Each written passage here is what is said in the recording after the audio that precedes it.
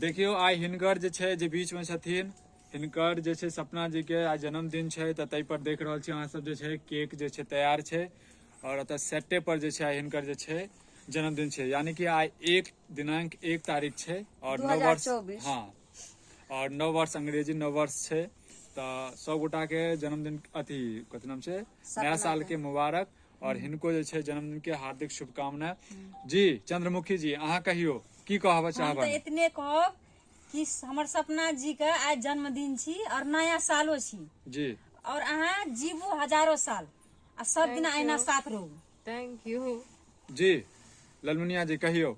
हम तो यह कहे छन जे आइ सपना जी के जन्मदिन छन नया साल 9 वर्ष 2024 2024 में जे सपना जी जन्म लेलखिन हन से देखियो आइ एकदम जे छै 2024 में जे जन्म लेलखिन और जन्मदिन आज जन्मदिन से तो आइए जन्म लेलखिन हन बाद में केतनो भेल है लेकिन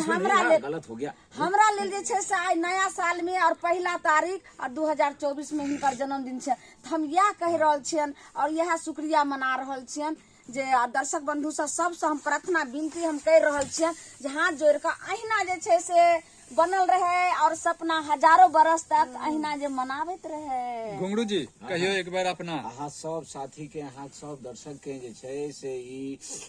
पहिल जनवरी के पहिल सालक जे छै से बहुत हार्दिक हार्दिक शुभकामना संगे आइ सपना के जन्मदिन जे छियन से आइ छियन नव वर्ष पर 2024 छी तो ई नया साल में जे छै से हिनकर जन्मदिन आइ छियन तो तै दुआरे हमरा खुद मतलब जे छै से बड़ा भाग्यशाली छी सौभाग्य प्राप्त भेल जे सेट पर हिनकर आइ जन्मदिन में शामिल भेलौं बड़ा धन्य छी हम चाहब जे जल्दी जल्दी केक काटै नहीं नहीं हम अखन चाहब जे एमे किछ किछ व्यक्ति के राज खुले ठीक छै ललमुनिया जे हम चाहब जे अहाँ के जन्मदिन कहिया आबैया कहियो कनी एखन हमरा तो यादे नहीं एना करियो आ रात कनी खोले दियो आइ हमर मई में या मई में क्या मई का है 5 तारीख 5 मई का अहाँ के जन्मदिन ये तो श्रोता बंधु अहाँ देख रहल छी ललमुनिया के 5 तारीख के जे छै जन्म 5 मई जन्मदिन छै। देखियो श्रोता बंधु भेलेन ललमुनिया के जे भ सके जे कहीं हमरा से जेठ ही हेतिन त हिनका लेल कनी लज्जा हेतिन त हिचका लगलखिन 5 मई याद रखबे सब गोटा अपनो सब याद रखबे हम कहब छै कथि नाम छै जेठ हैत की हैत चंद्रमुखी जी अहाँ अपन बताबियो जे कहिया नेपाल से छी नेपाले के डेट को हां त बुझ जेबे हां बताबियो ना 2048 साल अनि मंस के 48 साल हवाले बुझु 48 साल अगहन के 25 गते हमर जन्मदिन छी 25 तारीख अगहन मतलब आप जे अगहन अगहन आप दोसर अथी अगहन कथि के कहै छियो अगहन धन कटनी में हां हां बुझ गेलो नवंबर भेले नवंबर अब तारीख आप तो 25 गते हमरा के कहै छै कते तारीख भेले तब 25 गते तो वही 5-6 नहीं 25 गते हिनकर अलग भेले और हमरा सब के जे छै से वही 5-6 तारीख हेतै। चलो ठीक छै हम कनी कंफ्यूज भे छी हम की बाजू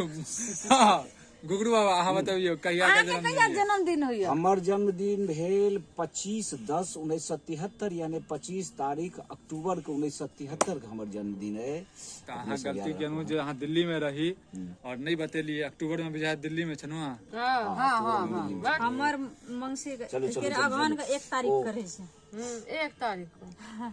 1 तारीख का वही ना 5-4 के बीच में नवंबर 1 तो एनाते जे छै अहाँ देखलिए जा त सब गोटा के जे छै राजो खुल गेलै जे हिनकर कहिया कहिया जन्मदिन छै तो हम चाहब जे आब जे छै केक जे छै सब खाय लेल जे छै बेचैन छत ठीक छै त आब केक जे छै काटल जाय सै ना बुरा हम बर्थडे हमर छै केक तू से का खेबा चलो तो केक काटल जाय काटू